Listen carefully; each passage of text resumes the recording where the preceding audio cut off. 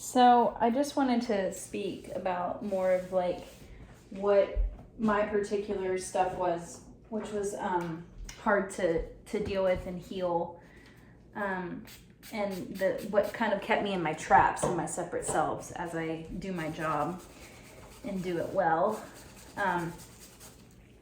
which was around love and sex addiction. And it's really hard to talk about these things without the taboo being projected upon me. But you know what? I'm just going to say fuck it and know that I am helping someone out there. Because I think if you're anything like me, if you have a deep wound, like pre-verbal trauma or trauma from other lifetimes, I think this definitely, I know these things are definitely from this current lifetime based off of the backtracking, the trauma that I've had. But wherever it comes from, if you have a deep wound around belonging and abandonment, if you have an abandonment wound at all, which a lot of spiritual people I think do, because even if we don't have that with our parents, we have it with God, and when you have that type of abandonment wound, you do crazy things to get love and belonging. And when you get what is perceived to be external love and beyond belonging from someone else, well, first of all, when you have that gaping hole of an abandonment wound, you open yourself up for some really interesting experiences. Because if you're not discerning, which if you have good intuition, you will be able to discern, but the games continue to be played often in situations to keep pulling on you in that hole. And for me, from what I noticed, there's a lot of like narcissist, attracting a lot of narcissistic situations to kind of love bomb me and to try to fill that hole. And so I become addicted to the love bombing and that cycle, and then it never can sustain itself because it's not actually real. It's real and it feels real. It feels like the realest thing ever. It's the most love and trance-inducing thing, the best sex of your life, the best love bombing vortex that you can get in. But it's also just like a lot of dopamine, oxytocin, and just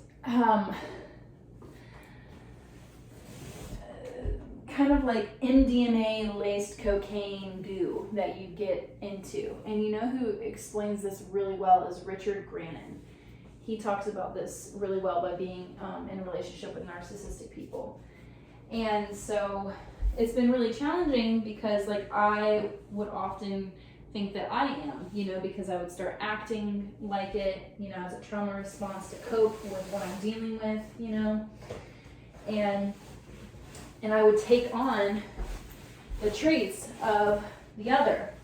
And then all of a sudden I can't tell who's who. And then I think that I'm this horrible monster, especially because they're so willing to help me believe such things. And so I'm not saying all of this to kind of go into a loop of like, I'm really, really scared, honestly, to go into the narcissistic the narcissist topic, because there's just so much out there that like omits all responsibility from the victims. And I don't even consider myself a victim because I willingly over and over again went back and back and back and back because I was addicted to this, not just the cycle, but I was addicted to what I just shared, which is the love that I was trying to get externally from this person that is not my God. It's not my source. It's not the God. It's not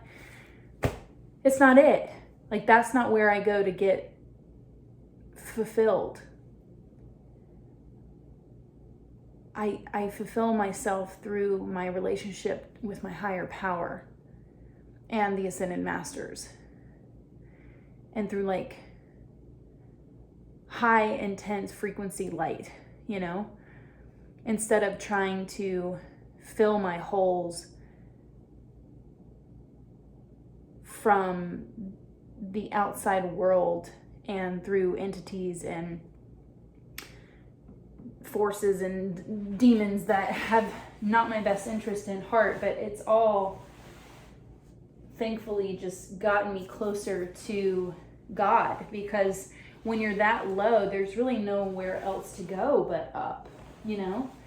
And so this is really, you know, probably, I mean, I'll find out real quick if I should, you know, share things like this on the internet and not just share them with my therapist. But I just feel like I'm on this journey of finding out, you know, just finding out if this is one of my ways. I mean, I can't deny that this has been one of my ways of getting closer to the truth of my being by expressing. And I just know that, oh, what's that? Oh, that's from my soap. So yeah, I hope this has made coherent sense. I mean, I just want to share because it's definitely something that I think a lot of us struggle with and they don't even realize it. Like, codependency is such an entrenched part of the way that we live. A lot of us, you know, a lot of us aren't healthy, you know. A lot of us come here with a lot of wounds and fragmentation, and we don't really understand or can't make sense of it. And then we find these people that bring us these awesome tools and end up using it against us as a form of abuse, like psychological abuse, because like that was my experience, you know. I experienced a lot of psychological, emotional abuse. And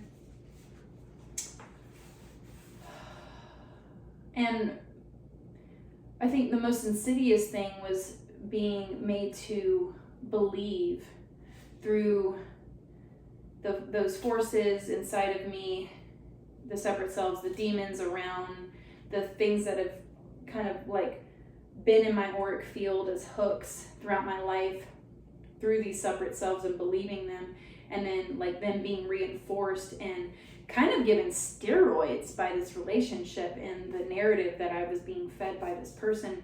You know, I really started to just believe everything that they said, believe that I was this person that I'm not, you know, and it was very damaging. That's all I say, but nothing can be fixed. So, especially with the light of God, I mean, my goodness, the creator, the higher beings, you know. And so I just wanted to share this again and just let you know that you're not alone in whatever you may be going with, mild or not, because I think as we become more consciously aware on the path, things get they seem to get louder, but when you're so conscious, it's just like nothing can get past you. And, you know, I can't help but notice like something that comes up for me with a lot of this is, you know, in that process of one form of abuse, one tool that was used as abuse towards me and that I would, you know, participate in is through astrology.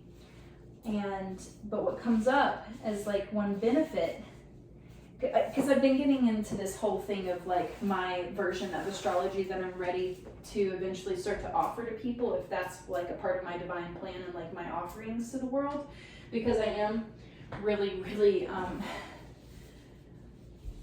really good at astrology, and especially tropical Vedic astrology. So, but one of the things that is of my benefit, which to some, which it was to this person,